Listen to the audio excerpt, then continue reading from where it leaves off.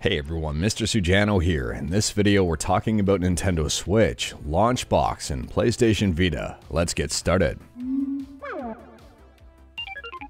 Alright, we'll kick things off here talking about Nintendo Switch emulation on PC with Yuzu, and the mainline free build of Yuzu just got a brand new update. So Yuzu mainline version 1250 was just released. If you like to play Pokemon Legends Arceus, or even Pokemon Scarlet and Violet, well, you might want to update to this version. It reduces vertex explosions from both of those games with normal accuracy. However, Pokemon Scarlet and Violet does require GPU high accuracy to render correctly. Now, if I'm not mistaken, Yuzu does set GPU accuracy to high by default. If you wanted to check this out, open up Yuzu, open up the Yuzu configuration menu, click on graphics and then click on advanced, and you should see accuracy level set to high. If you're playing Pokemon Scarlet and Violet, keep it at high. If you wanted to play around with things, you can change this to normal or extreme, entirely up to you. Next up here, we're still talking about Switch emulation on PC, but switching over to Ryujinx. Ryujinx also got another performance update. Ryujinx has been on absolute fire lately. This emulator is getting updated multiple times per day, and we're getting performance improvements, bug fixes, and sometimes some new features. Version 1.1.382 was released today, and it improves performance in Xenoblade Chronicles and The Legend of Zelda Link's Awakening on Vulcan. Version 1.1.383 was also released, and this may improve controller compatibility or sound issues in some games. So whether you're using Ryujinx or Yuzu, I highly recommend keeping both of these emulators up to date. They're very active, and if you want to prefer one over the other, that's fine, but I do recommend using both. Next up here, we're still talking about Switch emulation. We're still talking about keeping emulators up to date, but we're switching over to Android with Skyline. Skyline just got a brand new build, and this is the free version, not the paid version.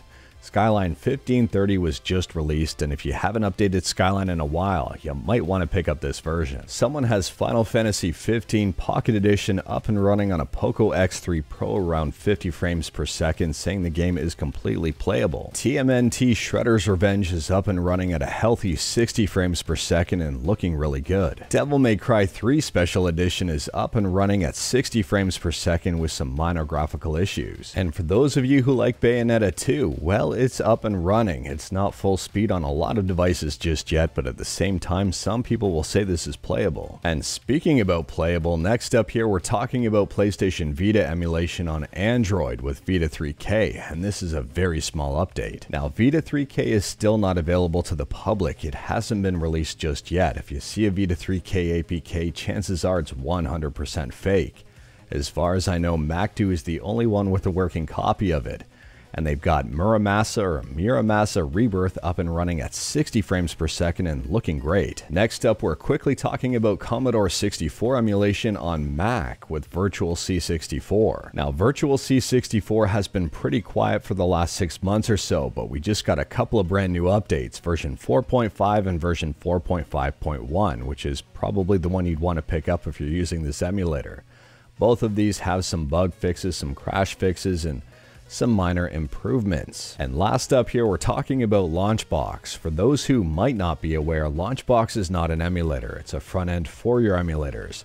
It's a program that sits in front of your emulators to help you organize your ROMs and basically be a one-stop shop to launch pretty much everything you want. Now, there are both free and paid versions of Launchbox, and the paid version only goes on sale once a year. In fact, only for 1 day out of the entire year, and that day's upon us. Now, Launchbox just recently went up in price, but these Black Friday sales are pretty good. The 1-year updates license is $15 as opposed to $30. The Forever license is $45 as opposed to $75. And if you do have a 1-year license and wanted to change it to a Forever license, it's $30 as opposed to $45. And flipping over to Android, for 1 year it's $5 as opposed to $10, and for the lifetime license it's $17.50 as opposed to $25. And if you are on the fence about Launchbox, well, in this video I'm also giving away one lifetime license absolutely free, and it'll be either for Windows or Android, completely the winner's choice. To enter is simple and straightforward. Send an email to launchboxgiveaway@mrsujano.com with the correct answer to this question. I showcased a few games up and running with Skyline. In this video, what games did I showcase? Send the correct answer along with your name and what version of the lifetime license you're looking for, either Windows or Android, to launchboxgiveaway@mrsujano.com. I'll be choosing a winner at complete random within the next 24 to 48 hours. But anyways, that is all I've got for you in this one. Straight to the point, all stuff and no fluff. Let me know your thoughts about anything we talked about today in the comments below, and we did talk about quite a bit. If you liked this video, leave a like. If you didn't like this video, leave a like. Hit that subscribe button, check out my other videos, don't tempt fate, save your state.